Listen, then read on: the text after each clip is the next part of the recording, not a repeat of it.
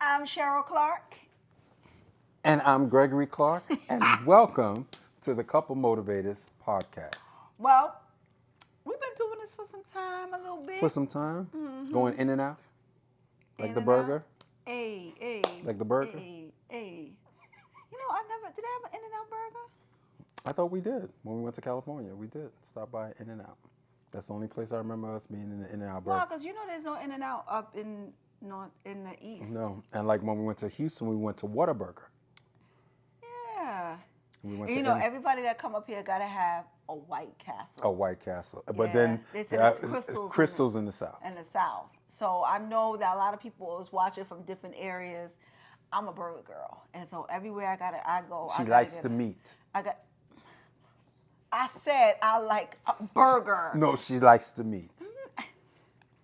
You know what? See, I'm Long showing. as you I'm say trying you to help like the out with meat. I'm showing my communications. I'm showing my prowess. You know She likes the something? meat. Today we're going to talk about communication, your communication style in your relationship. You know, do you know what is the major thing to have in your communication style? Oh no! Please enlighten me. I would love to learn Yeah. what it is that you are about to share. Effective listening. What? I can't just hear you. I have to listen. Yeah, because hearing is different than listening. But Talking is but isn't different. it? But I No, thought because- I use the same thing. Well, let's look at this. Okay. So if you're listening to someone, are you and hearing someone? Did you listen to understand? So you're saying that at times people can hear stuff just waiting to pounce and respond? Yeah, because we're always in the response mode. We're always in the reaction mode. We're ready to react, especially when we're triggered. So knowing your communication and how you communicate is actually learning how to listen effectively to understand. So that means, from what I'm gathering in that quick little synopsis, which is great, is that if you, for those, especially those of you out there, if you don't take the time to listen while you're communicating with your partner, then stuff's gonna fall by the wayside. Yeah, because if you listen to this. So a lot of times when we're in a relationship, right? Being relations? Because actually, in actuality, we're not just talking about couples. That's right. So Could be listening- business. Business, if you're in a business relationship, remember I said relationship. So if you're in a business relationship, if you're in a mother-daughter relationship, if you're in a son relationship, whatever relationship you got going on, if you are not listening effectively to understand someone, you are not going to really have power in your communication. So your communication style is understanding how you operate in the moment if you are triggered when someone says something. Wow, this is almost as if from a previous podcast when you were sharing and helping everyone in regards to how they can generate their power. And now we're taking it to the next step with being effectively listening while we're communicating. That's interesting. Yeah, because we discussed about being a passive or passive aggressive or Assertive. aggressive. And ultimately, we want to be assertive. So if you are the three that I mentioned before, assertive, I want you to recognize before anything is that the other three is that you will be triggered in something. So if usually when we're triggered, we are not in the moment. We have I call it the ARR, and that's something I didn't come up with, but we're on the automatic, responsive, reactive mode. This is where we are reacting, the AR. So when you're in that, you have to look at yourself in the mirror and say, am I reacting or am I responding? Because of what I heard him say, her say, they say, whatever it is, the situation. And It doesn't even have to be Yeah, words. we're going to cover all the pronouns. Yeah, we want yeah. to make sure we cover all Absolutely, the pronouns so because y'all we good. respect We everyone. respect everyone. But what I want to say is that if you can be talking without saying words. Now, Greg is a master at not saying a word and talking. So Said I'm what a do I mean master. by that? Yeah, because what Clarke does is he speaks with his eyes, or he speaks with he grunts. So what does that mean? So learning that used to trigger me. That grunting used to trigger me because I'm saying, like, why are we doing that? Say what you need to say. Because it's interesting. We used to tell me, that's when I was talking and talking, because you could be talking and not communicating. Because talking is when you're ready, you're just talking and it's not landing. So any of that you're saying, it gets lost in translation. So if we're talking about something, for the other person to get what you're saying, is that one thing you can do is repeat back what someone says. So let's do role play. Oh, I'm going to role play? If you would like to. Do I have to go get the regular stuff that I have to put on, or do I stay here? Yeah, you want me to tell her that you put on a sailor hat and that you You don't want to go there. You don't want me to tell them what you put on. Oh God. All right, so we're gonna do a little role play for you guys for effective listening. So I'm gonna say something, or would you like to be the one that respond back? I'll be the one that gives the... Okay, sure. So it's called the person that's gonna be the giver, and I'm the receiving. So the receiver. What are you receiving, girl? Your words. So you're just gonna start with one sentence, okay? I want to make sure you can handle that one What sentence. did you have today? I didn't have anything.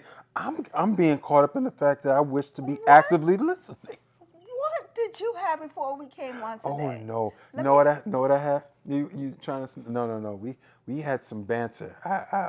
I'm absorbed. See, as you said, I'm an observer, and some of the individuals that we're working with, there are some high quality individuals. You start seeing them, and you start seeing, boy, how the interactive and the listening happens, and it's just beautiful. So now, would you like me to say what it is that you would like to hear? Yeah, sure. Okay. Gregory is going down to the city, and he will be back sometime tomorrow. I heard you say that Gregory is going down to the city, and he will be back sometime tomorrow. Is that what you said? All right, so you're going to do it for me. Oh, Lord. Pray for me now. Pray for me. That means that you have to be listening to me. I have to be listening. One sentence. Yes. On next Wednesday, I have a dentist appointment at 9 a.m. And then after that, I will be coming home to get on the computer. Okay, I heard you say that next Wednesday you have a dentist appointment at 9 a.m. And then when you come back home, you'll be getting on the computer. Exactly. Oh my God, I did well. You did well. Usually, sometimes I messed that up. Yeah, usually that's what happens. Oh, okay. And you told on yourself, not me. Because sometimes we don't get to understand what that looks like. So we showed you that opportunity. It doesn't go that easy sometimes.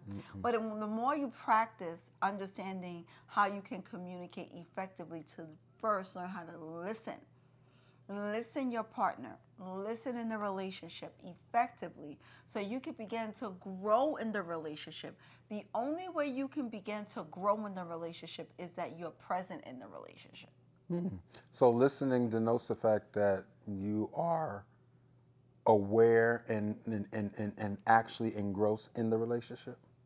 Yeah, because in actuality, when you're looking at the relationship with open ears, open eyes, you can begin to be active in the relationship. So that means with some of the couples that we have helped in the past, is it safe to say that there are times that the way that they communicated with each other wasn't empowering, so they stopped listening to each other? Of course, just like with the temperature when we go into money, because their money script and all that other stuff that we were talking about before, and I think we should talk about that a little bit here, and we're going to this to extend that, how we can begin to look and see if you're listening to how the person begins to show up with their money, and how their script is really showing how they're interacting with you. That's very interesting. That's very powerful. And when you start to recognize that, to be able to be an effective listener is going to help overall when it comes to how we're dealing with not only those areas, but then when you started talking about money, and in addition to that is that, are you being effective when it comes to the listening of your money? What type of script are you creating? Wait. Let's talk about that a little bit. You just said, are you being effective with the listening to your money? A listening of your money. So you're saying that money has ears? Money has ears. Money has a vibration. Money has a personality. Yep. And money will show you who you are. Money definitely shows you who you are, and that's why when they talk about many times, and this is a great thought for you out there watching this and listening to us, is that the reason why we say money has a personality and is based upon your money script is that you're going to navigate with money based upon what you have acknowledged or knowledge of. And so when you say that money has ears, if you say that you don't have something, or if you say I don't have money, then of course money has ears. They're going to say, oh, well, then you don't want money. You don't want me around, so I'm not going to hang around. Why should I hang around you? Because you already said that you don't have me. So you have what you say. Of course. You are declaring what it is, and that's part of one of your major money scripts, especially as a relationship. You should be always in the mode of declaring what it is possible. Now, things may happen. You may have a goal, and you may not. You're shooting for a goal of 100, and you make 80, and people will get mad at, oh my God, I got 80. Like one of our earlier podcasts when we was talking about credit, and you asked for an A, and I gave you a B plus, and not recognizing that, okay, we may get caught up in the moment and saying, oh my God, I didn't get the 100, instead of celebrating the 80.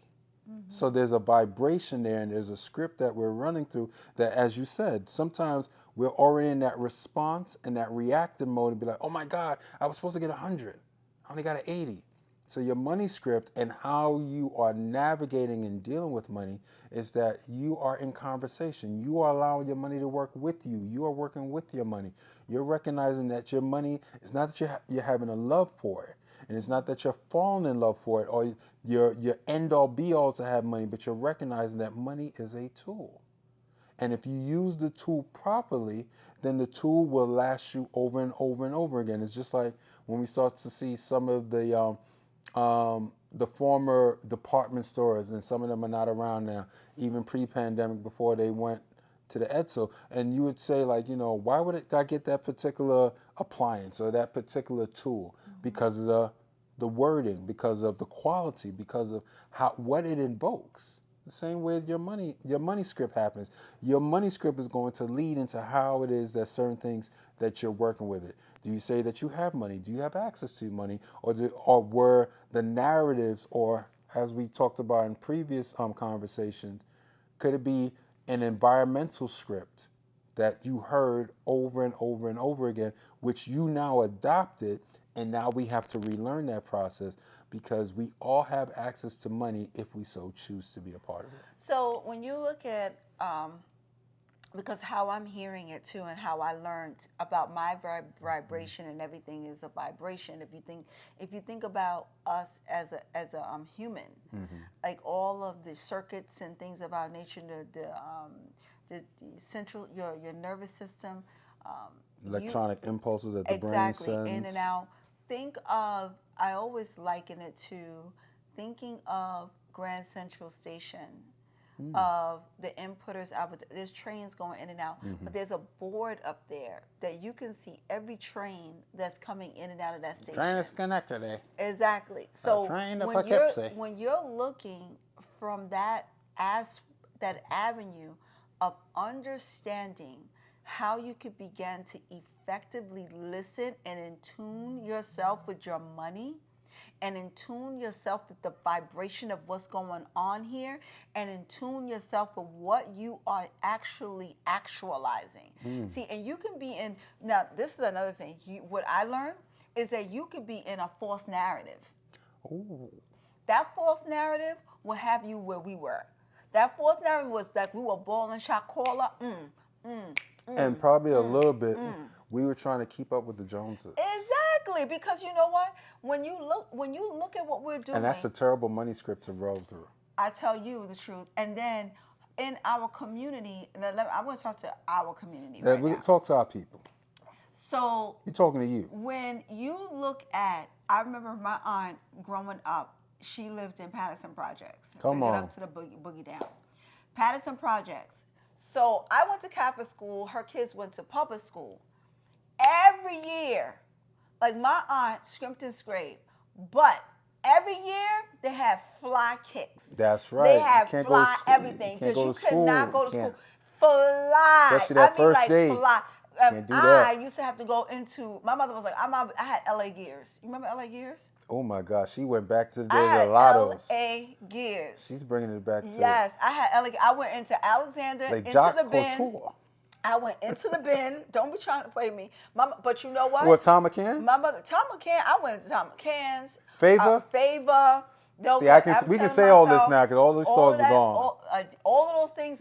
Alexander, the bin. That's where I was. That was my money script.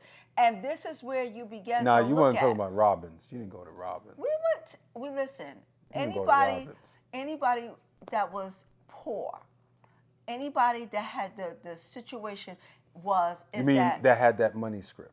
Yeah, but it was poor. My cousin was up here the other day, and she was from Georgia, and we were talking about it, and you was even shocked about some of the Yeah, stuff. because the money script that was Exactly, generated was poor. from environmental, and so So when you look at that, where I was going back to my aunt, she would make sure, because she knew that the script of that whole environment is that if she sent her kids in that building with those sneakers, Oh, God. it would be like my cousin that went with his LA gear, and he was jacked because he was made fun of.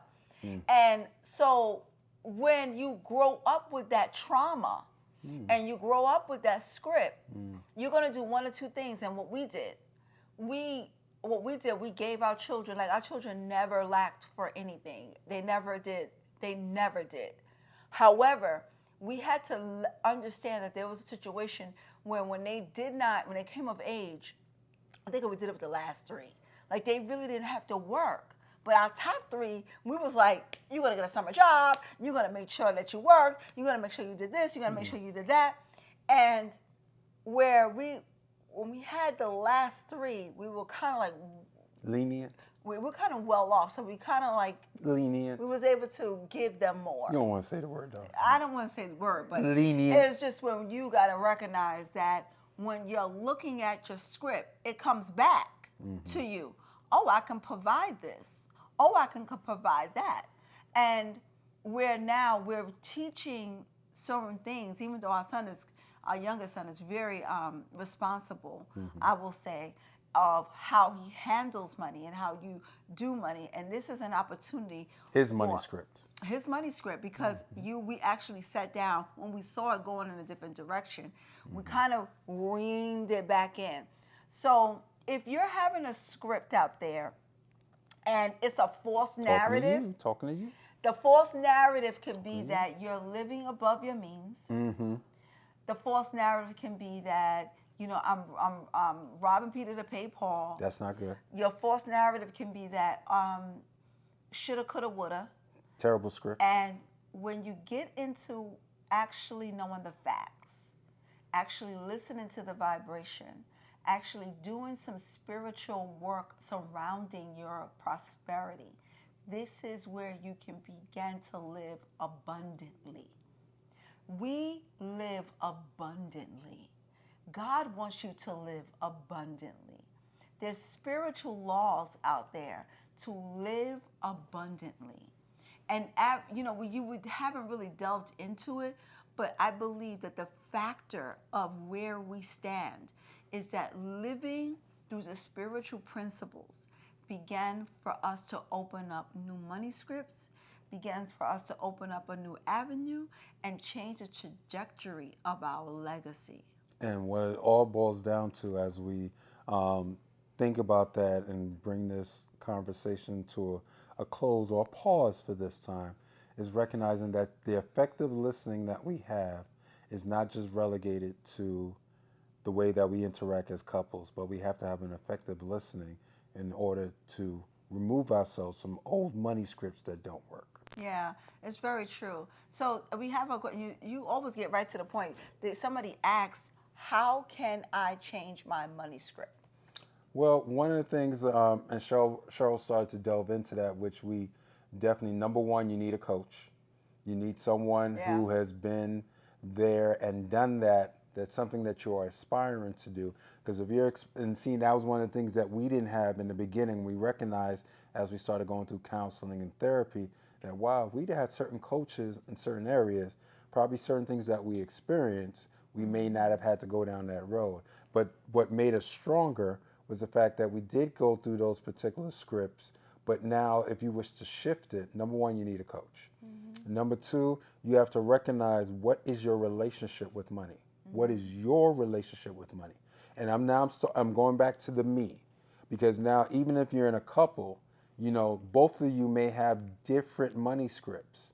And now Cheryl came in with one money script, I came in with another money script, but after a while we had to get in tune with each other and create what is our household's money script. See, you can come in with the environmental stuff.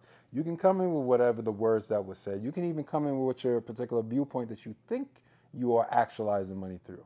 But then after a while, you have to start to see that why are some people are prosperous? Yeah. Why do they move in certain principles? Why is this person talking about this? And why is this person talking about that? Yep.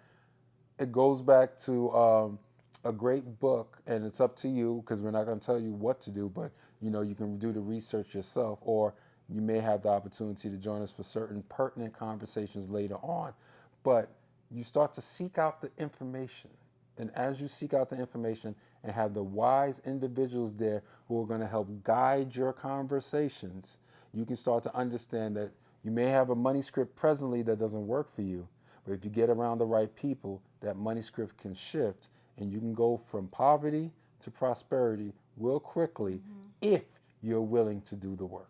Yeah, and also I would say this, ending this portion with this podcast is, there's a difference between surviving and thriving.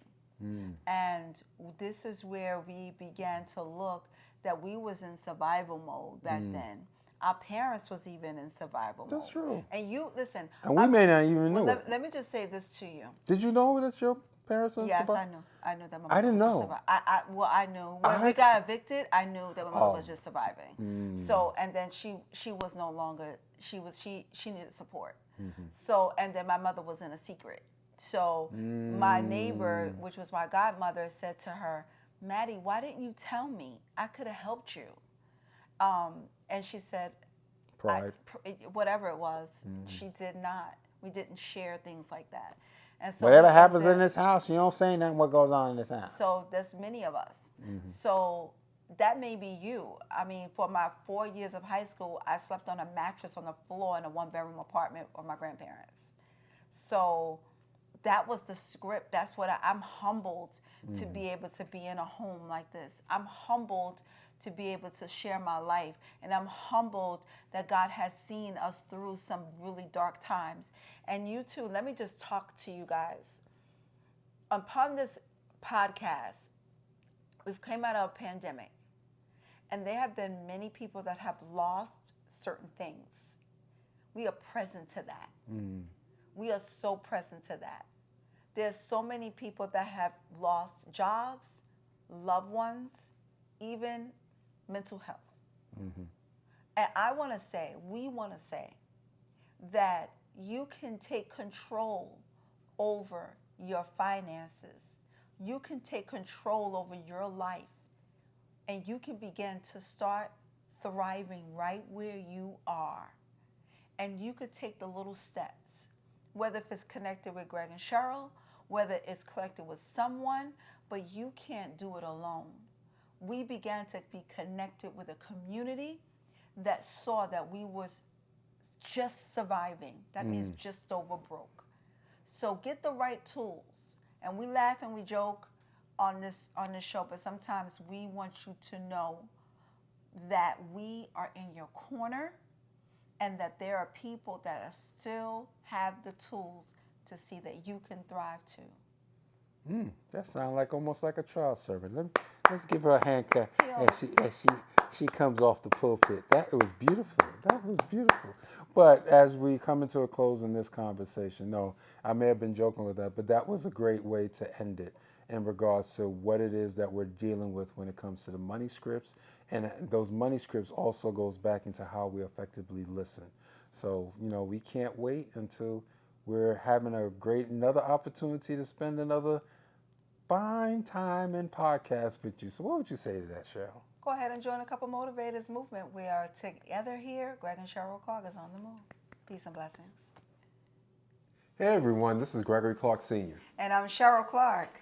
And we're here today to tell you about this dynamic book that we wrote together, which is called The Power of the 4 A's. Yeah, the 4 A's really helped us in our marriage. And one of the first 4 A's is acceptance, an appreciation, affection, and agreement. This book will help you repair your relationship. It can either help you to thrive in your relationship, or if you want to be in a thriving relationship, this is the book.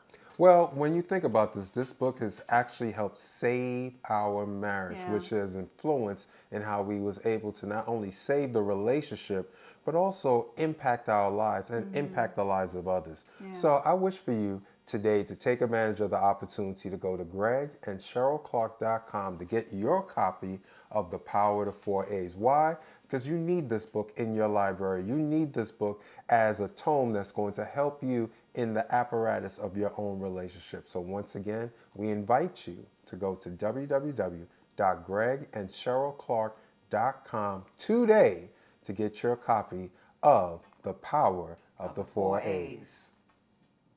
Thank you for joining us for this edition of the Couple Motivators podcast. And remember, keep coming weekly because there's going to be new episodes down the pike. Remember to add us on your playlist on your favorite streaming platform. And remember, like we always say here at Couple Motivators, when couples unite, greatness is bound to happen.